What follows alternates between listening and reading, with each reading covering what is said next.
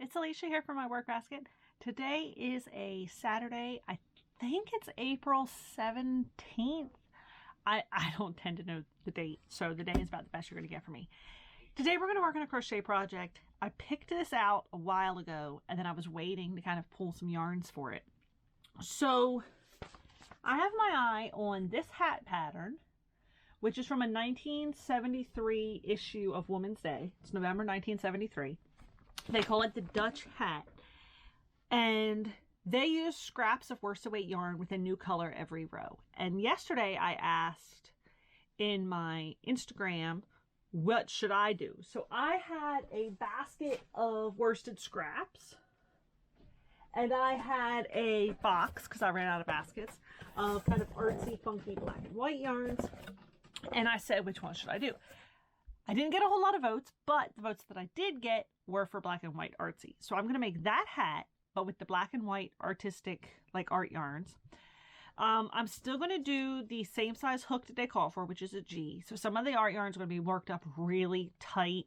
Some ribbon yarns, I may go through just part of the yarn so that it's really fluffy. The hat's going to come out completely different than the picture, I tell you that. So we're going to work on that hat. I'm going to record the process.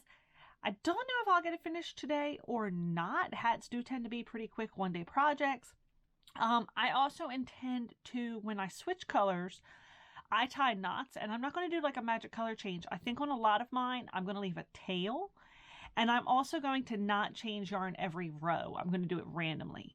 What that's ultimately going to create is an even funkier hat than the stripes in the picture, and I'm going to leave the tails so that one side of the hat is like smooth and the other side's even funkier with like tails and stuff on it. Including the fact that I was kind of thinking I could put beads on some of the tails, like really just go full-blown artsy crazy with this black and white yarn. I also might still do one with worsted weight with the stripes. We'll kind of see what happens. The yarn may affect the gauge a little bit, but I actually have a large head, so chances are it'll still fit me. If not, I don't know, we'll see what happens. So let's get started.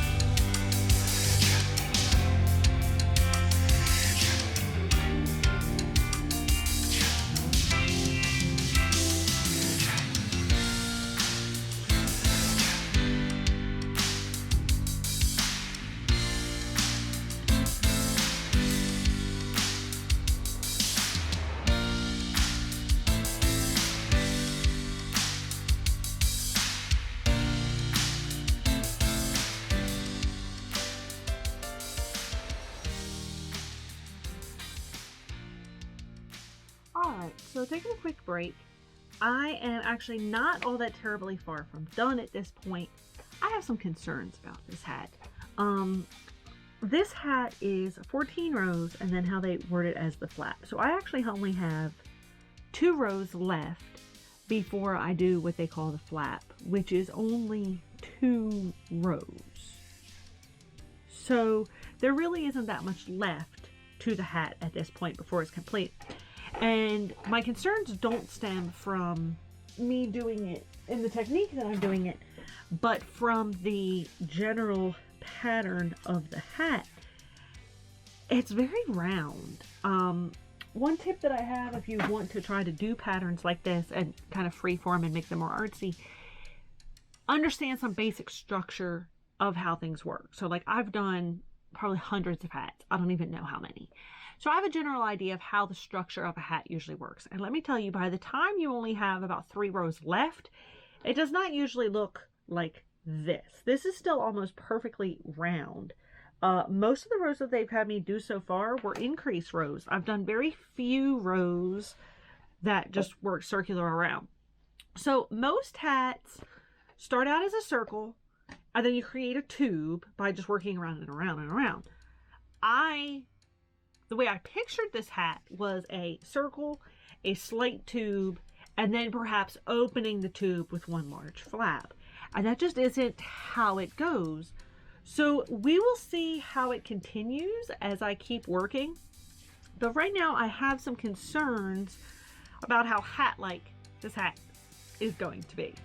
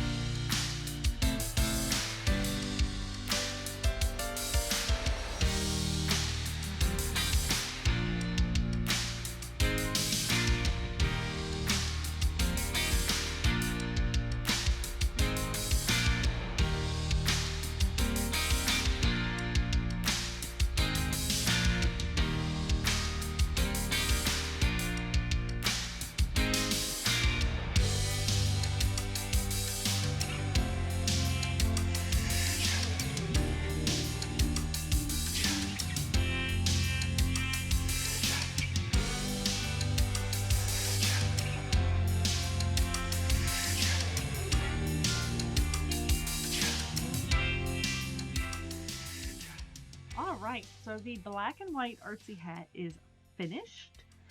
First, I'll talk to you a little bit about some of the yarns and some tips, and then I'll show you the finished result. So one of the yarns that I used, it was a black, white, and gray variegated, just kind of a general worsted. It actually ran completely out. I got this much left of a black sparkly worsted. This one's clearly hurting. You can see the cardboard on there. Some of them have quite a bit. I did add in a black skein of Lion Brand homespun. I kind of just tossed that in the middle. Most of the rest of the yarns, I still have a pretty good bit left. This one's got a lot left on the skein, and I still have like 4 skeins of that. So most of the yarns I used, I don't know what yarn they are. Most of them did not have any wrappers. I bought them as scraps, or they were just in my stash as scraps. So both of these, the black and the white that were kind of furry, I'm pretty sure are, I think it's Barocco makes it, chinchilla. So I'm pretty sure both of those are what's called chinchilla, not chinchilla the animal. One of them, let's see. The gray and white furry I have multiple skeins of, so that's this one here.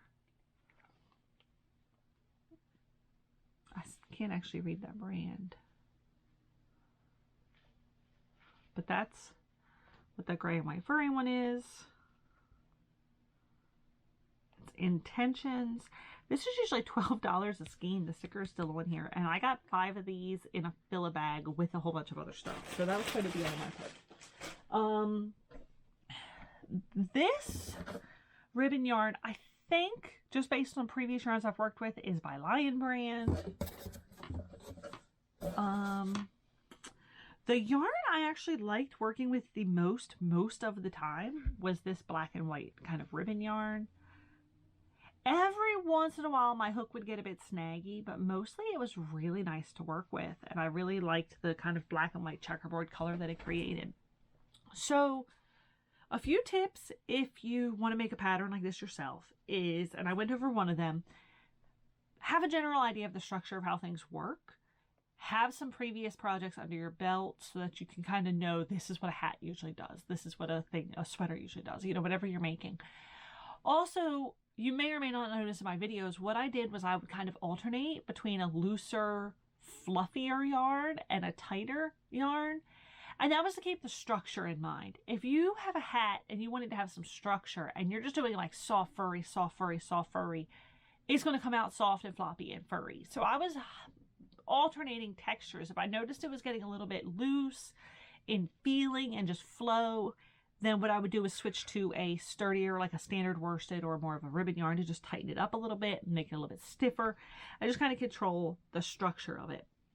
Also, while I use a large assortment of yarns, all of my yarns were of a similar gauge. Now, some of them, the label may say it's bulky, but they all work up with a G-size hook. So I didn't have a thin worsted and a giant super bulky blanket yarn. I worked up with yarns all that work at similar sizes. Some of the yarns may have worked up better at a looser size, which is sometimes what happens with like bulky art yarns. It'll tell you a looser needle or a looser hook as a way of controlling the texture of it. But all the yarns I used pretty much worked at the same, excuse me, all worked at pretty much the same gauge. They all were able to work up with the same hook without just like drastic annoyance. My project came out pretty close to gauge. So unfortunately, the end result's not super stellar. So this is the hat, and it's done much more like a bonnet than a regular hat. Remember I had said I'm kind of concerned about the hattiness of it. So the big circle you're working on was essentially the back, but it also says you can wear it frontwards. So it is like a giant knit bonnet. The back came out a bit too big. It definitely loses some of the general structure from the picture.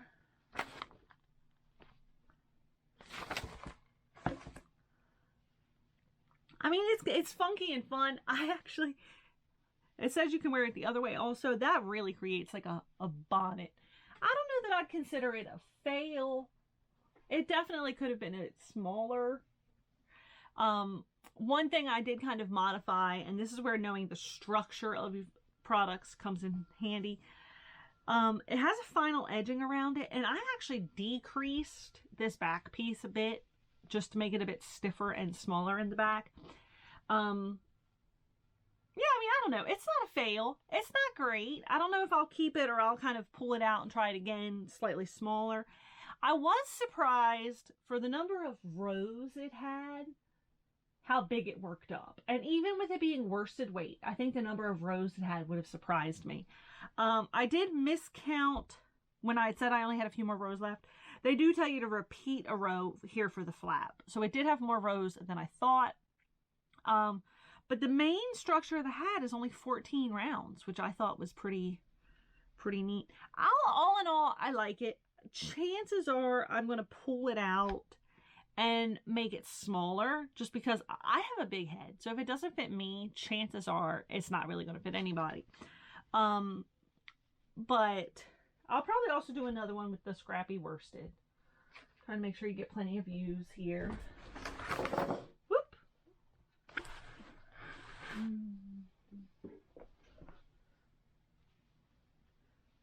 So this back circle definitely needed to be a bit smaller.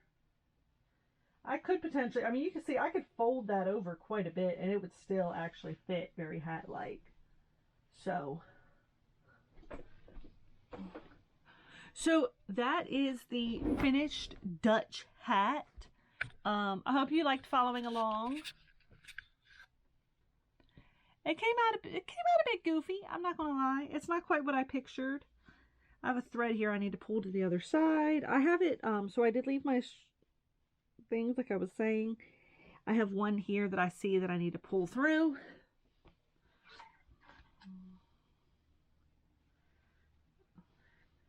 Where did I just see it? I saw a string. There we go. So yeah, I mean, it's a funky bonnety hat. Maybe if I just tied some strings. Like if I did it more like this and tied like some bonnet strings here, that would actually be kind of neat. Like that'd be a pretty funky winter hat to just do like a string here. Especially as I got closer to the end on this project, it was totally reminding me of Jamiroquai. Like, I think he had like a furry hat at one point, but like, yeah, it totally was reminding me of Jamiroquai. Like I was getting big Jamiroquai vibes from this. So I don't know what I'll do with it. It didn't come out quite how I pictured. I was a little surprised how floppy it is when I did more or less get pretty close to the predicted gauge. So I didn't do a gauge swatch or anything, but measuring it now, it's surprisingly close to gauge, even though I used all the art yarns. So I'm a little bit surprised at how loose it is compared to the structure of theirs. All in all, I thought the pattern was pretty fun though. It worked up pretty quick. I recorded all but the final round. We'll see if I put all of it in the video. I did record it at time lapse. I think all in all, it took maybe 3 to 4 hours-ish. I'd have to kind of see. If I can look at the start and stop times of my videos, it'll tell me. But I think all in all, it took about 3 or 4 hours. I don't know. Maybe if I had some... Honestly, I don't wear hats anyway. That's the goofy thing. Like, I make hats. I don't wear hats. Like, I never wear hats. I literally have buckets and bins full of hats, but I don't actually, like, wear hats. So, I can say I don't know if I'll wear it, but the simple fact is I know if I'll wear it because I don't really wear hats. This kind of reminds me like a trapper hat if you wear it backwards. So, anyway... that is my funky Dutch hat. I'll probably make another one with regular scrappy worsted and see how it comes out, especially because it did... I mean, I don't know. It's a fun hat in the picture, right? So it's like I can illusion myself and be like, oh, I'll disillusion myself. I can convince myself and laugh and be like, oh, I'll wear it. I still totally won't wear it. But I might make another regular scrappy one also, just to have it more like the picture, that kind of retro vibe. And I do feel like I got some really retro colors in my worsted scrap box. I mean, like, that's a pretty retro color. So, yeah, I think I'll probably do a scrappy worsted one also. We'll see how that looks. But anyway, thanks for watching. Hope you enjoyed it. I hope you were working along with me on a project of your own. If you were, I'd love to see pictures. You can always email me at Alicia, ALICIA, at myworkbasket.com. I love to see pictures that I've inspired people to make. So if you were working along with me on a similar project or any project and just have me going in the background, let me know. Show me what you're working on. Feel free to like this video. Feel free to subscribe. There's going to be more coming out. And I thank you for watching. Have a great day.